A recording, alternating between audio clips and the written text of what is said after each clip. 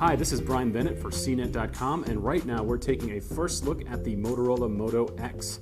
Born from the union between Motorola Mobility and its recent corporate master, Google, a lot of people have been eagerly awaiting this device. But let me make this very clear. The Moto X is not a Nexus phone for developers and tech enthusiasts. Neither is it a Google Play Edition handset for Android purists. Instead, think of the Moto X as a unique collaboration between Motorola and Google to target ordinary smartphone users with nimble performance, a compact and comfortable design, along with some really whiz-bang Android abilities.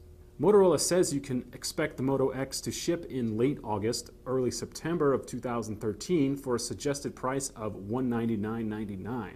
It should also hit AT&T, Verizon, Sprint, and US Cellular. A T-Mobile version is apparently in the works, but it's not clear if it will be an unsubsidized model or not. If you're expecting the Moto X to have a top-of-the-line laundry list of parts, well, forget about it. Essentially using the same hardware as Motorola's new Droids on Verizon, the X is powered by Motorola's X8 computing system. Unlike the true quad-core processors driving today's mobile hot rods like the HTC One, Samsung Galaxy S4, and LG G2, the X8 system is based on a dual-core 1.7 GHz Snapdragon S4 Pro chip. Still, that doesn't mean the Moto X is slow. Far from it, in fact. Backing up the processor is muscular quad-core Adreno graphics, a healthy 2 GB of RAM, plus 2 additional cores, a natural language processor and one for contextual computing. Running a special Motorola flavor of Android 4.22 Jelly Bean, the Moto X uses these cores to perform some pretty wild tricks. The first is touchless control, meaning that after the X is trained to recognize your voice, it listens out for your command. When you utter the phrase, "Okay Google Now," the phone perks up. Tied into the Google Now Advanced Search tool, you can then ask it to perform a number of tasks such as looking up facts, navigational directions, or simply setting reminders, making appointments, or initiating calls. Another one of the Moto X's tricks is called active display. Instead of having to fire up the phone's screen each time an alert comes through, the display will pulse with notification icons. Touching the icons in the center of the screen tells the X to display more details.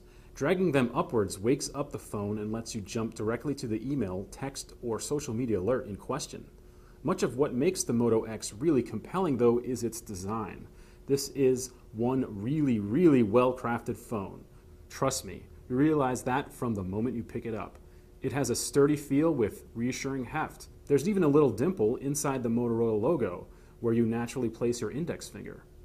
It all adds up to an outrageously comfortable fit in the palm. By default, the Moto X is available in 2 colors, black and white. What's really interesting, though, is that Motorola will provide a Moto Maker website to create Moto X's in a myriad range of custom colors. Customers can even have their handsets stamped with personal engravings for added distinctiveness. Compact and trim enough to fit into tight pants pockets or other cramped locations, the Moto X is about the same dimensions as the LG Nexus 4, yet manages to shoehorn in a larger 4.7-inch 720p OLED screen. It's bright, colorful, and has nice contrast, even when viewed off-angle. Above the display is a 2-megapixel front camera, while below it, well, there are no physical keys at all. You do have virtual buttons for back, home, and recent applications. The back of the Moto X houses its 10-megapixel main camera and LED flash. While this sensor isn't technically as sharp as competing phone cameras, Motorola says its clear pixel technology lets in 75% more light than ordinary handset imaging systems. Motorola also simplified the camera's app interface, both paring down the number of settings and virtual buttons. It also pushed the settings to the left side out of view. Still, there are modes for HDR and panorama. The Moto X's camera is also designed for speed. Twisting the phone in your wrist twice quickly causes the camera app to launch from any application or when the device is asleep. Touch anywhere on the screen to snap a picture, or long press to shoot multiple shots in a row. Sliding your finger up and down zooms in or out, while swiping right to left opens the gallery.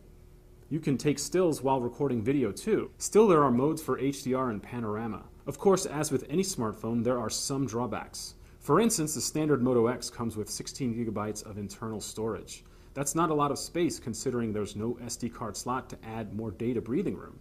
Additionally, while the Moto X uses a respectably sized 2200 milliamp battery, it isn't removable. I'm Brian Bennett for CNET.com, and this has been a first look at the Motorola Moto X.